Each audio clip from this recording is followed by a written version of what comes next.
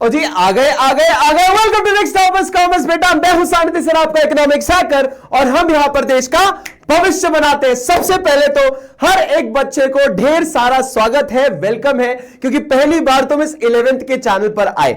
I hope कि तुम लोग शायद पहले भी आ चुके होंगे, पर ये मेरा फर्स्ट ऑफिशियल तुम्हें वेलकम होगा। क्यों ऐसा? क्योंकि 10th के बोर्ड्स के बाद एक तुम ऐसी जंग लड़ते हो अपने दिमाग में स्पेशली कि यार मैं साइंस लूं कि मैं ह्यूमैनिटीज लूं कि मैं कॉमर्स ले लूं। क्योंकि देखो साइंस वाले बच्चों को क्लियर होता है कि अगर मैंने 11th में अगर पीसीएम लिया या पीसीएमबी लिया या पीसीबी लिया तो पता है मुझे फिजिक्स होता है, मैथमेटिक्स होता है, केमिस्ट्री होता है, बायोलॉजी होता है। लेकिन कॉमर्स वाले कई सारे बच्चों को नहीं पता होता कि हमारे पास सब्जेक्ट्स ही क्या है।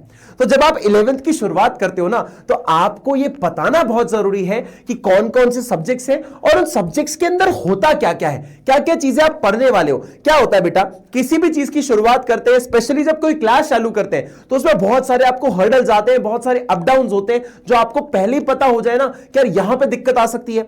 अच्छा, इस सब्जेक्ट में ये चैप्टर्स है जिसका वेटेज ज्यादा है। जब ऐसी क्लैरिटी अगर आपको हो तो पूरी जर्नी में आपको दिक्कत नहीं आती। जैसे कभी ट्रिप पे निकलो तुम और तुम्हें यही नहीं पता डेस्टिनेशन क्या है, कौन सी ट्रेन है, कौन सी फ्लाइट में बैठना है, टैक्सी कहां से लोगे, होटल कहां बुक किया, तो भैया प्रॉब्लम तो आएगी ना। हर एक चीज क्लियर होगी तो जर्नी में भी आपको आसानी होती है। इसीलिए इनफैक्ट ये वीडियो आपके लिए बहुत ज्यादा जरूरी है। तो हर उस बच्चे तक ये वीडियो को पहुंचाओ जो कि 11th में कॉमर्स ले रहा है, क्योंकि इकोनॉमिक्स एक ऐसा सब्जेक्ट है ना बेटा, जो कि सिर्फ और सिर्फ कॉमर्स वाले नहीं, ह्यूमैनिटीज वाले भी लेते हैं, और उसके साथ साथ आपके पीसीएम वाले भी लेने लग रहे हैं। हम वो ऑप्शनल सब्जेक्ट को इकोनॉमिक्स चूज करते हैं। इकोनॉमिक्स इतना बड़ा सब्जेक्ट है और इतना वास्ट तरीके में इसको एक्सेप्ट किया जाता है। ठीक है बेटा, तो सबसे पहले ढेर सारा स्वागत है। चैनल को सब्सक्राइब जरूर करना, लाइक करना वीडियो को, और सबके साथ शेयर करना। ठीक है, चलो जी अब बात करते हैं सर 11th के अंदर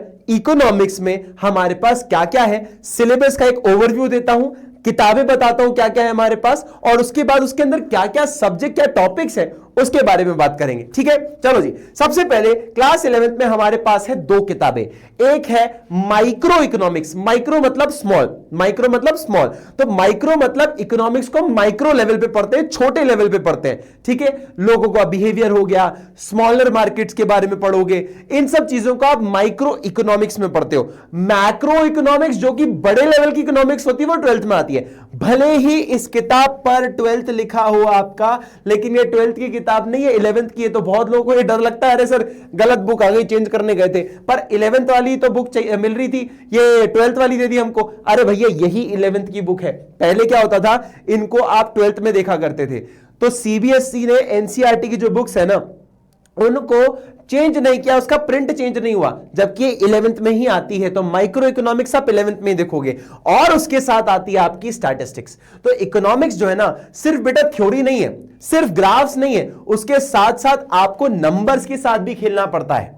ठीक है, तो स्टैटिस्टिक्स आप पहले भी पढ़ चुके होंगे, आई एम श्योर। इसमें कई सारे टॉपिक्स ऐसे लगेंगे आपको जो आपने देख रखे होंगे। ठीक है बेटा, या उसके बारे में पढ़ रखा होगा, तो आपके लिए कई सारी चीजें रेलेवेंट भी होने वाली है। तो डरने की कोई बात नहीं है। और तुम्हारे सानिध्य सर है ना भाई, सीए, सीएस, ऐसे कई सारे लोग पेपर के एग्जाम लीक, मतलब पेपर जो है ना वही लीक कर दिए सीए सीएस लेवल के। तो 11th 12th क्या है भाई, टेंशन लेने की बिल्कुल जरूरत नहीं है। ठीक है बेटा, चलो अब आते हैं दो किताबें। सबसे पहले बात करते हैं माइक्रो इकोनॉमिक्स की। ठीक है, चलो, तो माइक्रो इकोनॉमिक्स में ना बेटा हमारे पास जब आप एनसीईआरटी देखोगे ना, तो वहां पे यूनिट्स दिए हुए हैं। मैंने यूनिट्स का भी बाइफरकेशन कर दिया, क्योंकि यूनिट हम पूरा नहीं पढ़ सकते, उसके अंदर कुछ चैप्टर्स हैं, उन चैप्टर के बेसिस में मैंने आपको डिवाइड किया है। आप पूरी यूनिट पढ़ने बैठोगे ना तो दिक्कत हो जाएगी। उसको एक एक चैप्टर करके, उसके क्वेश्चन आंसर सॉल्व करके, हर तरह के आप किसी कंसेप्ट को क्लैरिफाई कर सकते हो और स्ट्रांग बना सकते हो।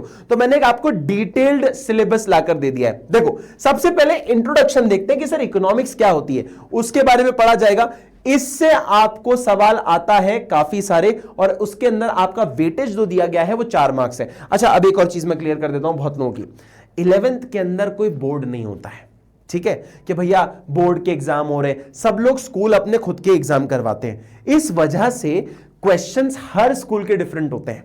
ठीक है, हर स्कूल का थोड़ा सा पैटर्न आपको डिफरेंट मिल सकता है, लेकिन हमें पता है मोटा मोटी पेपर कौन कैसा बना सकता है। लेकिन ये जो वेटेज है ना, ये वेटेज एक रफ वेटेज होता है। ठीक है, हो सकता है कि भैया इससे एक आध नंबर ऊपर नीचे हो जाए, लेकिन ये रफ वेटेज माना जाता है, तो इसमें ये श्योरिटी नहीं कि इससे 4 ही नंबर का आएगा, हो सकता है 3 नंबर का है, ठीक है, तो there is a slight chance, तो इसको स्ट्रांगली मत लेना, पर ये एक अप्रोक्सीमेट वैल्यू ले सकते हो आप, ठीक है, स्कूल्स कर सकते हैं, पेपर बनाते बनाते गलती हो जाती है कई बार, ठीक है। चलो जी, फिर आता है आपका कंज्यूमर इक्विलिब्रियम, डिमांड और इलास्टिसिटी ऑफ डिमांड। ये अपने आप में एक यूनिट मानी गई है, ये यूनिट कैरी करती है 14 मार्क्स, अच्छा खासा वेटेज है, और ये चैप्टर्स के आपको वन शॉट भी चैनल पर अवेलेबल है, अगर चाहो तो देख सकते हो, सिर्फ और सिर्फ इनसाइट लेने के लिए, जबकि डिटेल स्टडी के लिए वो सफिशिएंट नहीं होता, वो एग्जाम टाइम के लिए इंपॉर्टेंट होता है कि आपको सब कुछ आता है पर रिवाइज करना है 1 घंटे में, तो आप वन शॉट जाके देख सकते हो, पर डिटेल स्टडी में आपको मेहनत करनी पड़ेगी, क्योंकि इसमें न्यूमेरिकल भी आते हैं, ठीक है बेटा, उसकी प्रैक्टिस बहुत जरूरी है, कई तरह के मेथड उनको सीखना पड़ेगा अपन को, इन सब चीजों को ध्यान लेकर चलना।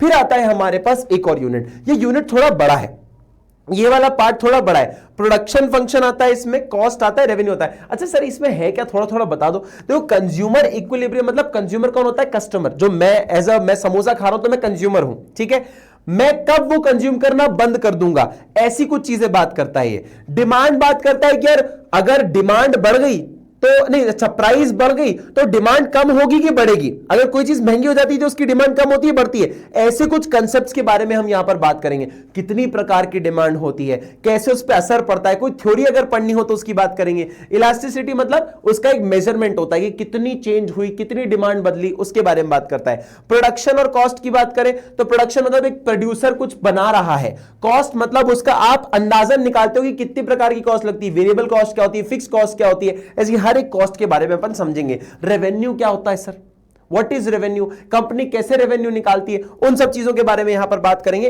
अच्छा सिर्फ ये 3 चैप्टर नहीं है यहां पे, इसके बाद आपको यहां पर 2 चैप्टर और मिलेंगे, मतलब कुल मिला के ये 3 और ये दोनों मिलाकर 14 मार्क्स का वेटेज रखते हैं, ठीक है बेटा, 14 मार्क्स का वेटेज होता है इनका, क्लियर। चलो जी, सप्लाई प्रोड्यूसर इक्विलिब्रियम कि प्रोड्यूसर जो है वो बनाना कब बंद करेगा, वो प्रोड्यूस करना कब बंद करेगा, तो ऐसी सिचुएशन के बारे में पढ़ते हैं। सप्लाई क्या होती है, कैसे उसके टाइप्स होते हैं, कैसे उसकी चीजें चेंज होती है प्राइस या अदर फैक्टर्स की वजह से, वो सब चीजें हम यहां पर पढ़ेंगे। आई नो, सब्र रखो, कुछ चीजें शायद सर के ऊपर से जाएंगी, कोई बात नहीं, पूरा साल पढ़ा है, हमें 11th पूरे साल में पढ़नी है, एक दिन में नहीं पढ़नी, इस 10 मिनट की वीडियो में, ठीक है, डरो मत। फिर आता है आपके पास 2 और पॉइंट, ये एक और लास्ट यूनिट होता है जिसको कहते हैं मेन मार्केट फॉर्म्स और price determination and simple application, ये लास्ट आपका यूनिट होता है, इसका आपका वेटेज मिलेगा 8 मार्क्स, ठीक है। तो 14, 4, 14 और 8 ऐसे करके आपका टोटल मार्क्स पड़ता है 40 मार्क्स का, मतलब ये जो किताबें आप देख रहे थे ना, तो 40 मार्क्स की ये किताब होती है और 40 मार्क्स की आपकी ये दूसरी किताब होती है, 80 नंबर का पेपर होता है, ठीक है बेटा। चलो जी, अब यहां पे आपकी जब एक किताब खत्म हो गई, अच्छा लग रहा होगा 11 चैप्टर्स है, पर इजीली हो जाते हैं, डरने की बात नहीं है, ठीक है बेटा। चलो जी, फिर आता है आपके पास स्टैटिस्टिक्स, दूसरी किताब, यहां पे आपको कुछ चीजें देखी लगेंगी, यहां पे भी इंट्रोडक्शन है, यहां पे भी आप सीखते हो कि कैसे स्टैटिस्टिक्स का इंट्रोडक्शन हुआ, कैसे चालू हुई चीजें, स्टैटिस्टा वर्ड आया, स्टैटिस्टिक क्यू वर्ड आया, ये कैसे आया, कौन कौन सी लैंग्वेज में आया, बहुत सारी चीजें आपके अंदर इसके अंदर सीखते हो, ठीक है। फिर आपको आता है मीनिंग, स्कोप, इंपॉर्टेंस, स्टैटिस्टिक्स का क्या है, ग्राफिकल रिप्रेजेंटेशन हो गया, डायग्रामेटिक रिप्रेजेंटेशन हो गया, टैबुलर रिप्रेजेंटेशन हो गया। अच्छा आपने बार ग्राफ पढ़ा होगा, आपने पाई चार्ट पढ़ा होगा, वो सब चीजें हम यहां पर बनाना सीखते हैं, ठीक है बेटा।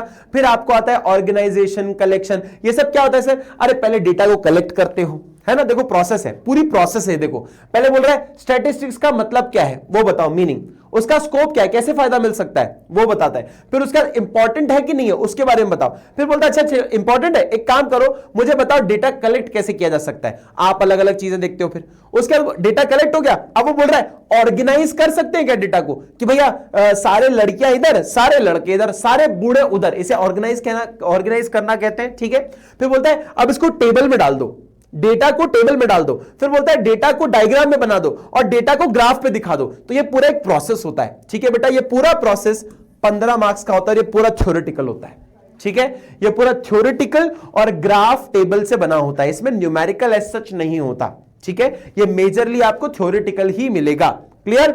लेकिन इसका जो दूसरा पार्ट है, ये भले ही आपको 4 पॉइंट दिख रहे हैं, लेकिन यही आपका मेजर पार्ट रखते हैं। कौन सा पार्ट है ये पूरा न्यूमेरिकल पार्ट है। कैसे? मीन, मीडियन, मोड आपने सुना होगा। Arithmetic mean, median and mode, ये अपने आप में कुछ मेजर ऑफ सेंट्रल टेंडेंसी है, आपने पढ़ा होगा पहले भी। नहीं पढ़ा कोई बात नहीं, आप लोग अब मुझसे पढ़ोगे बेहतरीन तरीके में, ठीक है।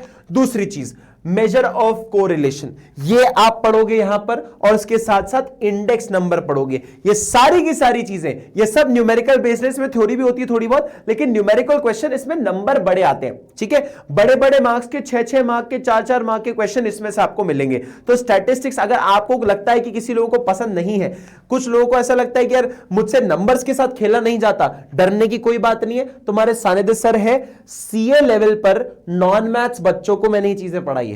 किस लेवल पे बेटा? सीए लेवल पर। चार्टेड अकाउंटेंसी का पेपर होता है, कंपनी सेक्रेटरीज का पेपर होता है, उस लेवल पे मैंने मैथ्स पढ़ाया, ये स्टैटिस्टिक्स वाला पार्ट। तो आपको डरने की जरूरत नहीं है। जब उनको सीएस बना दिया ना, तो आप लोग भी कर लोगे 11th में, वो बिल्कुल टेंशन लेने की जरूरत नहीं है, ठीक है बेटा। अब आता है ये 25 मार्क्स का होता है ये पूरा पार्ट आपका न्यूमेरिकल। ये आपका 15 मार्क्स का होता है थ्योरेटिकल वाला पार्ट, दोनों मिला के बनता है 40 मार्क्स, 40 मार्क्स, ठीक है। अब ये मैंने बोला था आपको 40 मार्क की माइक्रो इकोनॉमिक्स, 40 मार्क की स्टैटिस्टिक्स, बचा कितना? 20 मार्क। 100 नंबर का पेपर कैसे बनेगा? 20 मार्क्स आपको बनाने पड़ेंगे प्रोजेक्ट वर्क से, ठीक है। प्रोजेक्ट होगा आपका, आपको टॉपिक मिलेगा, उस पर आपको प्रोजेक्ट बनाना है, एक फाइल बनानी है, और उसके ऊपर आपका वाइवा होता है। वाइवा में क्या होता है सर? वाइवा में आप अपनी फाइल लेके जाते हो इन्विजिलेटर के पास या टीचर के पास, जो कि आपका इन्वेस्टिगेटर आएगा उसके पास ना। अच्छा, बोर्ड में होता है वैसे तो 12th के अंदर, कि बाहर से, स्कूल के बाहर से आते हैं और आपका एक इंटरव्यू जैसा ये टेस्ट लेते हैं, ओरल टेस्ट, ठीक है। पर 11th में आपके स्कूल वाले ही कंडक्ट करेंगे वो चीज।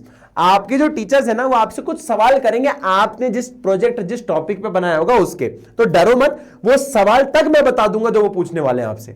मैं मतलब तुम ये बोल रहा हूं, तुम्हें कुछ करने की जरूरत नहीं है, तुम्हें बस वीडियोस देखनी है मेरी, तुम्हें बस क्लास में आना है और तुम्हें कोई चीज करने की जरूरत नहीं है। तो 20 मार्क्स तुम्हें यहां से मिल जाएंगे। प्रोजेक्ट क्या बनेगा, कैसे बनेगा, नहीं समझ आता, क्यों भाई, मैं हूं ना, टेंशन क्यों ले रहे हो, सब क्लियर हो जाएगा, ठीक है बेटा। चलो जी, तो ये पूरा आपका 100 आउट ऑफ 100 सिलेबस यहीं पर खत्म हो जाता है। चाहे तो स्क्रीनशॉट ले लो एक बार, ठीक है बेटा।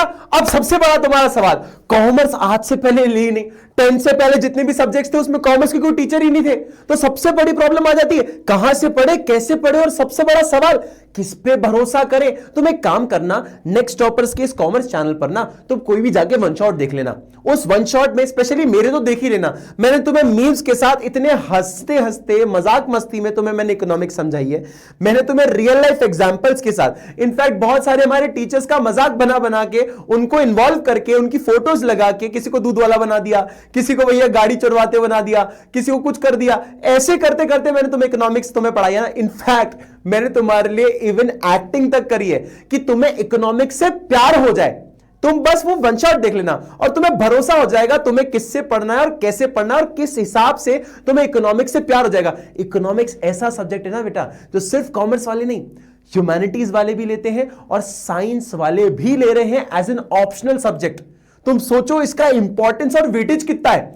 तो मैं इकोनॉमिक्स से प्यार करवा के छोड़ूंगा, ये मेरी गारंटी है, और at the most lowest cost, और इंडिया के सबसे बेस्ट बैच से, जो कि है हमारा प्रारंभ। बेटा ये फर्स्ट आपका एक ऐसा बैच है जहां पे आपको इंडिया के finest of the finest, without a doubt, तो पहले ही देख के जाओ वन शॉट यार, तुम्हें पता चलेगा फाइनेस्ट कैसे।